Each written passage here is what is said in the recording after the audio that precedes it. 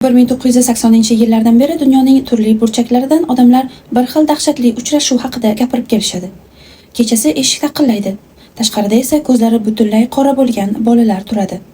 Ular ichkariga kirishni so'rashadi. Bu voqeani boshdan kechirgan deyarli barcha guvohlar bir narsani bir xil aytadi. Ular sababini tushuntira olmagan, ammo ichidan kelgan g'ayritabiiy va kuchli qo'rquv his qilgan. Bunday hodisa haqida birinchi qayd etilgan ma'lumot 1988-yilda Texas shtatining Abilene shahrida paydo bo'lgan. Bu voqea jurnalist Brian Bessel aytib bergan. U kechasi mashinada o'tirgan paytda ikki bola uning oynasi yoniga keladi. Avvaliga ular oddiy bolalardek ko'rinadi, ammo keyin u ularning ko'ziga e'tibor beradi. U yerda na ko'zning oq qismi, na rangli qismi bor edi. Ko'zlar boshdan oxirigacha to'liq qora edi. Bolalar juda xotirjam, ammo qat'iy tarzda undan mashinaga kiritishni so'rashadi. Ular uyga yetib olish uchun yordam kerakligini aytishadi. Brian Besselning aytishicha, u bolalarning ko'zidagi g'alati holatni to'liq anglab yetishidan oldin ham ichini tushunarsiz dahshat bosgan. Go'yo uning tanasi aqli yetib ulgurmagan narsani allaqachon sezgandek. U eshikni ochmay darhol u yerdan ketadi.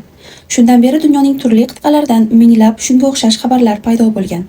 Eng qizig'i, bu uchrashuvlarning deyarli barchasi bir xil sxema bo'yicha tasvirlangan. Bolalar odatda juft bo'lib paydo bo'ladi. Ular doim uyga, mashinaga yoki biror bir binoga kiritishni ruxsat so'rashadi.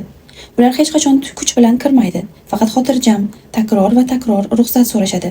Guvohlarning aytishicha, eng dahshatlisi bu bolalarni ko'rish bilanoq keladigan kuchli qo'rquv hissi.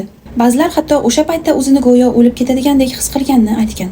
Aytishlaricha, ularni ichkariga kiritgan ayrim odamlar keyinchalik og'ir ruhiy holatda topilgan va undan keyin nima bo'lganini eslay olishmagan. Bugungacha bunday uchrashuvlarning birorta ham tasdiqlangan surati yo'q. Hech qanday aniq jismoniy dalil ham topilmagan. Shunga qaramay, bu hikoyalar turli mamlakatlar, turli madaniyatlar va turli davrlardan kelishda davom etmoqda. Va ularning barchasi bir xil narsani tasvirlaydi. Bir xil bolalar, bir xil qora ko'zlar va bir xil tushunarsiz dahshat hissi. Paranormal tadqiqotchilar deyarli har bir hikoyada takrorlanadigan yana bir jihatga e'tibor qaratishdi. Guvohlarning aytishicha, bolalar ichkariga kiritilmaganida bezovta bo'lib ko'ringan. Go'yo ular uchun aynan ruxsat kerakdek. Go'yo ruxsatsiz ular kira olmaydigandek. Hech kim ularning aslida nima ekanligini bilmaydi. Hech kim ularni ichkariga kiritsangiz nima bo'lishini ham bilmaydi.